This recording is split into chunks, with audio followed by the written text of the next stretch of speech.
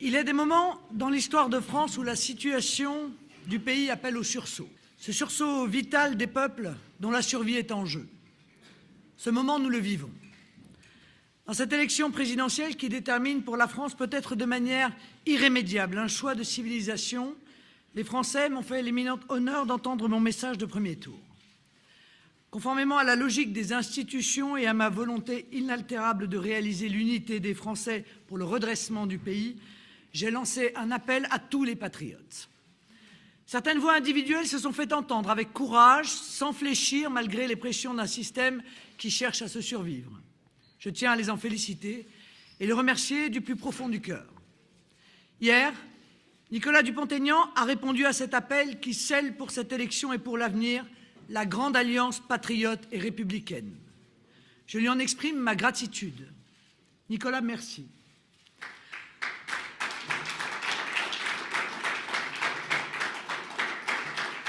En dehors de qualités humaines que chacun lui reconnaît, Nicolas Dupont-Aignan a d'éminentes vertus, au premier rang desquelles celle qui m'apparaît la plus grande, la plus estimable. Il est un patriote sincère et exigeant. Il a montré avec sa courageuse formation Debout la France, qui fait vivre les vivifiantes valeurs portées par le général de Gaulle, qu'il était capable, au nom des principes qu'il défend, de sortir du confort des formations installées, de faire entendre une voix différente qui, je veux le dire, a toujours été à mes yeux celle de la France. Il a démontré son esprit d'indépendance et sa capacité si rare aujourd'hui à dire non, à ne pas se résigner, à ne jamais fléchir dès lors que l'intérêt du pays est en jeu. Son parcours politique témoigne de sa droiture et son bilan d'élu local de sa valeur politique. L'un et l'autre en font une personnalité unanimement respectée. Je veux dire ici que je suis heureuse et fière de cette alliance entre nos deux familles politiques unies par un sentiment commun de patriotisme. Cette alliance se fait autour des principes que j'ai défendus lors du premier tour. Elle permet de conserver à chacune de nos formations sa liberté et son indépendance. Au terme d'une discussion constructive, nous avons convenu d'un texte commun qui précise certains points du projet, en enrichit d'autres et en ajoute également. Ces amodiations n'enlèvent en rien la cohérence du projet présidentiel qui devient un projet commun et que nous allons défendre main dans la main. Oui, c'est ensemble, c'est unis que nous allons mener la campagne pour rassembler encore et encore dans les quelques jours qui nous restent et dimanche 7 mai, emporter la victoire patriote et républicaine dont le pays a besoin.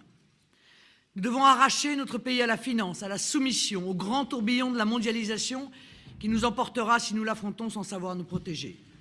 Nous devons soustraire les Français à l'horreur du terrorisme islamiste, à l'oppression de la délinquance quotidienne, au risque malheureusement de plus en plus avéré d'une dilution culturelle et d'une remise en cause de nos valeurs fondamentales. Présidente de la République, je nommerai Nicolas Dupont-Aignan Premier ministre de la France, appuyé par une majorité présidentielle cohérente et unie par l'intérêt national que nous ferons naître avec lui. Nous constituerons un gouvernement d'union nationale qui réunira des personnalités choisies pour leurs compétences et leur amour de la France. Vous le voyez, chers compatriotes, l'alliance qui s'est nouée, cette alliance pour le pays n'est pas une alliance de circonstances. C'est la grande alliance patriote et républicaine qui incarne la recomposition que le pays attend. Les électeurs du premier tour l'imposent avec l'élimination des anciens partis. Cette alliance est la voie vers la rupture, cette rupture tant promise qui n'est jamais arrivée. Cette alliance mettra fin à ce cycle d'élections de président de la République élu par défaut, dont l'irrésolution et l'insuffisance enfoncent chaque jour notre pays. Nous n'avons plus le temps. Sur la pente du déclin sur laquelle glisse le pays, nous n'avons plus le temps. Je dis à tous les Français, le moment est venu. Le moment est venu pour les fils et filles de France, quel que soit leur parcours, leur origine, pour les Français de filiation et les Français de désir, quel que soit leur vote du premier tour, de se grouper pour défendre l'intérêt du pays. Rejoignez-nous pour organiser le rassemblement du peuple français, redresser le pays et rendre à notre patrie sa grandeur. Vive la République, vive la France.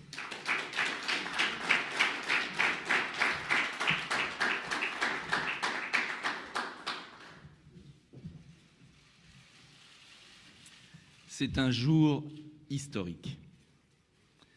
C'est un jour historique parce que nous faisons passer l'intérêt de la France avant des intérêts personnels ou des intérêts partisans. Notre pays est à la croisée des chemins. Le second tour de cette élection présidentielle est sans aucun doute l'un des plus importants de l'histoire de la Ve République. Aussi, j'ai décidé de prendre mes responsabilités en votant Marine Le Pen, mais en allant bien plus loin, en bâtissant un accord de gouvernement, un projet commun au service des Français. Que l'on soit clair, il ne s'agit en aucun cas d'un ralliement de ma part au Front National comme certains qui n'ont pas compris la hauteur de l'événement historique voudraient le faire croire. Mon mouvement Debout la France demeure et demeurera un parti totalement indépendant, bien sûr, et j'y reviendrai plus tard. Et puis, ceux qui me connaissent, qui connaissent mes convictions, mon caractère, savent que je suis un homme libre. Mais justement, parce que je suis un homme libre, parce que je vois mon pays en danger de disparition, parce que je vois des forces politiques qui ont failli, qui ont fait souffrir les Français, qui ont abîmé la France, démissionner de partout, j'ai estimé qu'il était de l'intérêt national de m'unir avec Marine Le Pen pour redresser le pays. Alors, oui, il s'agit d'une alliance de deux personnalités qui aiment la France, qui aiment les Français, qui assument leurs différences pour enfin jeter un pont entre des courants politiques dont la séparation artificielle a fait le jeu d'une gauche minoritaire et manipulatrice. Oui, notre conférence de ce matin est un événement historique qui va recomposer la vie politique et permettre à tous les Français qui aiment la France, d'où qu'ils viennent, de se rassembler pour sauver notre pays. Un choix historique, bien sûr, pour la présidentielle, car soyons clairs et disons-le franchement, allons-nous, et je le dis à ceux qui hésitent, qui font un pas en avant, un pas en arrière, allons-nous par lâcheté laisser élire M. Macron, qui poursuivra puissance 10, la politique catastrophique menée par François Hollande pendant 5 ans. Mais au-delà, il s'agit surtout de savoir si l'on accepte, muet, impuissant, la soumission définitive de la France à une Union européenne antidémocratique. Car le programme d'Emmanuel Macron, marionnette d'un système à bout de souffle et limpide, enfermer définitivement notre pays dans une Union européenne et un mondialisme débridé qui imposeront au peuple une politique économique et sociale d'une violence inouïe. Français, réveillez-vous. Croyez-vous que moi, gaulliste, humaniste, républicain, bénéficiant au premier tour de l'élection présidentielle du soutien de près de 2 millions de Français, je prendrai l'initiative de cette alliance avec Marine Le Pen si je n'estimais pas la situation du pays gravissime. Alors je sais combien certains vont m'attaquer, me menacer, me caricaturer, mais je vois aussi, depuis hier soir, Marine, l'immense approbation de mon geste qui se lève dans le pays. J'appelle les Français à prendre conscience de l'importance du choix du second tour qui est devant eux. Il faut lire les projets, regarder qui soutient M. Macron, s'interroger sur la folie qui consiste à confier la 5e puissance mondiale à un banquier aventurier qui n'a jamais été élu nulle part, qui ne connaît pas son propre pays et qui méprise le peuple. J'appelle les Français à refuser l'immense manipulation médiatique qui vise à imposer à un homme une politique contraire à l'intérêt supérieur de la nation. C'est pourquoi j'ai décidé, oui, de répondre à l'appel à l'Union des patriotes et des républicains de Marine Le Pen et d'oser, oui, d'oser devant l'histoire, bâtir un vrai accord de gouvernement pour une France que j'ai toujours voulu tout au long de mon parcours politique, libre, et je l'ai prouvé en quittant l'UMP après le référendum de 2005.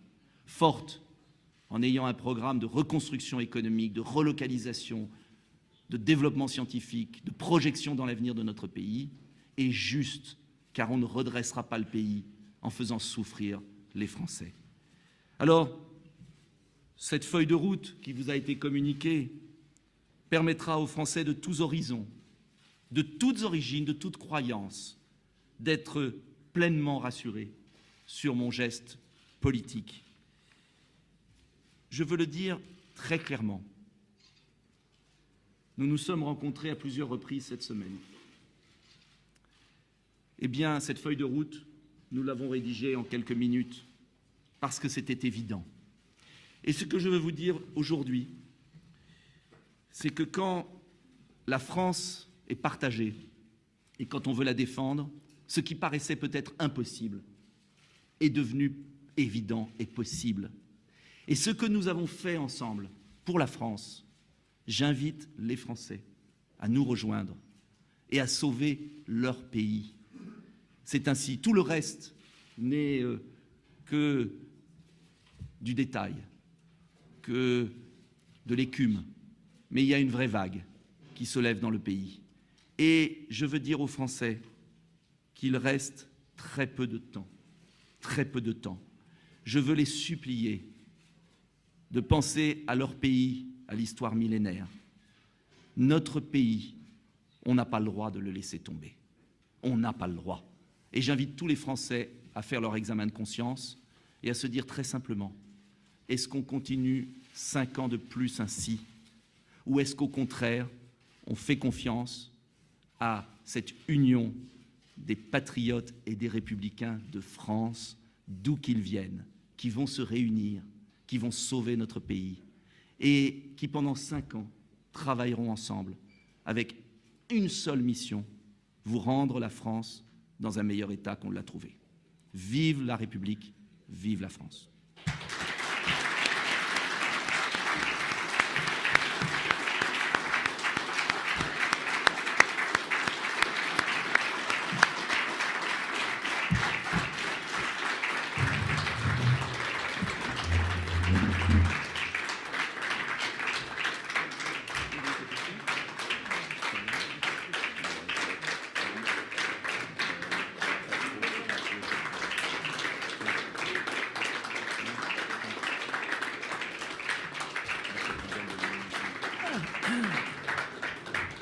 Il y a quelques questions, semble-t-il. Nous allons prendre quelques questions. Alors, ce n'était pas prévu, mais c'est mieux.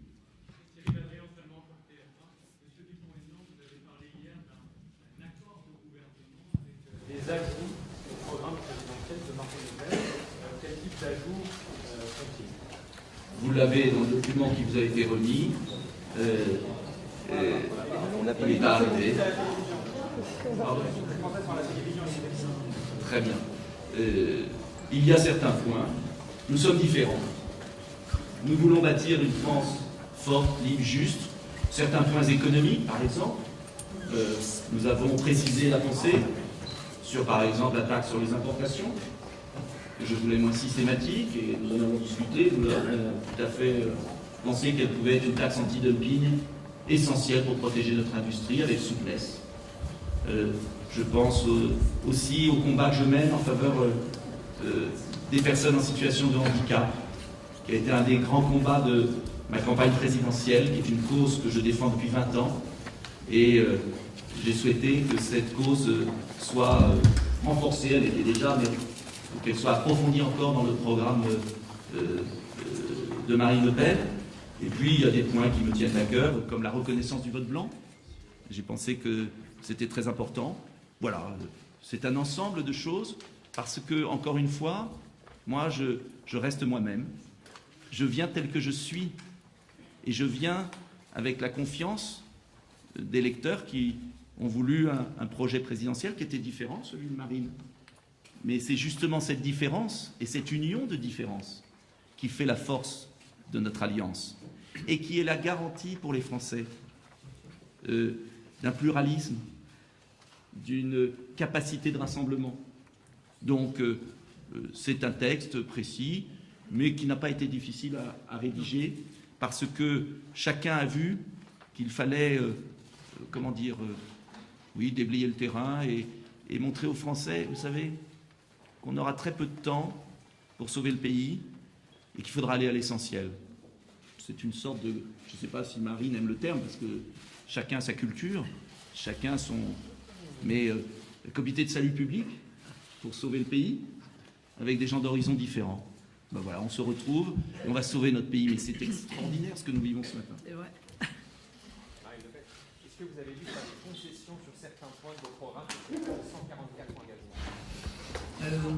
D'abord, un certain nombre d'améliorations, oui, je le dis très clairement. Je pense que ça révèle aussi le sens que j'ai de la priorité. Il y a des priorités, ce sont sur ces priorités que nous effectuons cette alliance. La priorité de la liberté de notre pays, de sa souveraineté, du retour de la démocratie, sur lequel nous avions déjà des projets qui étaient somme toute très similaires. Sur un certain nombre d'autres, j'ai tenu compte, bien sûr, des éléments qui étaient essentiels pour Nicolas Dupont-Aignan. Il vous l'a dit, son projet pour venir en aide au handicap. J'avoue qu'un certain nombre de propositions étaient très bonnes, donc je me suis empressé, bien entendu, de les intégrer dans mon propre projet. Et puis, il était nécessaire qu'il y ait des précisions sur un certain nombre d'autres, et nous avons effectué également ces précisions. Donc je l'ai fait avec beaucoup d'allant, parce qu'encore une fois, je crois que le signal que nous lançons aujourd'hui, c'est que cette recomposition de la vie politique, que les Français, je le rappelle, ont exigé, ils l'ont exigé lors du premier tour, puisqu'ils ont mis les partis traditionnels en dehors de cette accession au second tour. Eh bien, elle nécessite de se réunir sur les grands points essentiels qui apporteront aux Français la prospérité, la sécurité, la défense de notre culture et le retour de la France dans le monde. Car croyez-moi, pour être allé dans un certain nombre de pays dans les mois dans les derniers mois, le monde attend le retour de la France. Oui. À la télévision, vous avez notamment dit, est-ce que vous avez envie de confier les clés du pays à la famille Le Pen? Qu'est-ce qui a changé aujourd'hui? Quelle est la cohérence de votre décision? L'alliance, c'est que justement, par ma présence, par la confiance que m'accorde Madame Le Pen, eh bien, je suis le garant, justement, de cette ouverture, de ce rassemblement. C'est ça de procéder par addition. Et si vous lisez toutes mes déclarations, j'ai toujours dit que j'avais des points communs et des points de différence. Et justement, je ne veux même pas employer le terme négocier, parce qu'on en a parlé franchement. Je prends un exemple sur la scolarisation des enfants étrangers, où j'ai demandé qu'il y ait totale scolarisation et qu'il n'y ait aucune discrimination. Bref, il y a eu des points, on a discuté, on a évolué. Mais vous savez, il y a un premier tour de l'élection présidentielle. C'est la logique des... Il y a un deuxième tour de l'élection présidentielle. Et j'ai le sentiment vraiment que certains ne l'ont pas compris. C'est la logique des institutions voulues par le général de Gaulle. C'est tout. Au premier tour, on exprime une préférence. Et je n'aurais pas été candidat si j'avais le même programme que Madame Le Pen. Il était différent, oui. Et les personnes qui me soutiennent sont différentes, ont une histoire politique très différente, très difficile aussi à surmonter. Mais est-ce qu'on regarde vers l'avenir ou est-ce qu'on regarde vers le passé? Est-ce qu'on se trompe d'objectif? Vous savez, le général de Gaulle à Londres avait rassemblé des gens très différents. Très différents. Et donc, il y a un moment dans la vie, et vous savez, j'ai eu beaucoup de consultations avec les miens, il y a un moment, il faut aller à l'essentiel quand son pays est menacé de disparition. J'insiste là-dessus. Monsieur Macron a pris des engagements à Berlin, a pris des engagements d'un gouvernement économique de la zone euro, ce qui veut dire qu'il n'y aura plus aucune marge de manœuvre pour notre gouvernement. Et si je devais faire une boutade, je dirais que le choix, c'est de savoir si c'est Madame Le Pen ou Madame Merkel qui est présidente de la République française. C'est très clair. Et moi, je suis le garant, avec mon caractère, et je pense que Marine Le Pen le connaît, même si on ne se connaît pas depuis si longtemps, et mes convictions profondes. Je suis un être libre. Et je dis à tous ceux qui se sont inquiétés de mon choix, pourquoi pas le dire, qui se sont interrogés, je le fais inébranlable dans mes convictions humanistes, gaullistes, républicaines et sociales. Inébranlable. Et je le fais parce que je suis certain que nous sommes capables, tous les deux et avec d'autres, qui nous rejoindront, j'en suis sûr, de sauver le pays et de donner ce qu'on a de meilleur pour notre pays. Comme les Français donnent ce qu'ils ont de meilleur pour la France. Et moi, je n'accepterai jamais l'arrogance, le mépris d'une certaine caste qui se rassemble aujourd'hui, après avoir ruiné le pays pendant 30 ans. Avez-vous remarqué qu'ils se rassemblent tous autour de M. Macron, comme si leur seul point commun, c'était le bilan catastrophique qu'ils ont? Et je le dis aux électeurs des Républicains, ce qui s'est passé dimanche soir à 20h10 était une honte pour la démocratie. Car voir des leaders républicains qui ont combattu M. Macron avec tant de force pour se jeter dans ses bras, sans aucun dialogue comme nous, sans aucun écrit, sans aucun... Parce que nous avons... C'est vrai qu'on a mis du temps, on a laissé du temps au temps, on a réfléchi, on a travaillé. Parce que ce que je veux dire aux Français, c'est que c'est solide, c'est pas... c'est solide. C'est solide parce qu'il y a un amour commun de la France, et c'est solide parce qu'il y a un projet commun. Et c'est solide parce qu'il y a le respect de notre indépendance. Nous nous respectons dans notre indépendance. Et d'ailleurs, Debout la France présentera des candidats aux législatives face aux candidats Front National, tout à fait au premier tour, parce qu'il y a le différent choix pour les Français, mais justement, plusieurs patriotismes se rassemblent au service du pays. Et ça, c'est un signal extraordinaire que nous envoyons aux Français. Il y aura des candidats Debout la France et des candidats Front National dans les 577 circonscriptions. Il y aura le temps des législatives, je crois. Il faut d'abord gagner la présidentielle. Mais c'est l'esprit. Europe 1, vous écrivez « La transition de la monnaie unique à la monnaie commune européenne n'est pas un préalable à toute politique économique ». Qu'est-ce que ça signifie? C'est une inflexion majeure pour vous, Madame Le Pen? Non, ça signifie qu'il y a beaucoup de mesures à mettre en œuvre qui, toutes, ne dépendent pas de la transition de la monnaie unique vers la monnaie commune. Je pense, et j'ai eu l'occasion de le dire, à la mise en œuvre immédiate des budgets du CICE et des budgets qui sont actuellement accordés aux grands groupes pour la baisse des charges vers les TPE-PME. Ceci ne dépend pas, en l'occurrence, de la monnaie. Donc il y a toute une politique économique à mettre en œuvre immédiatement qui n'est pas liée, encore une fois, à cette nécessaire transition, cette nécessaire transformation de l'euro, monnaie unique, vers l'euro, monnaie commune.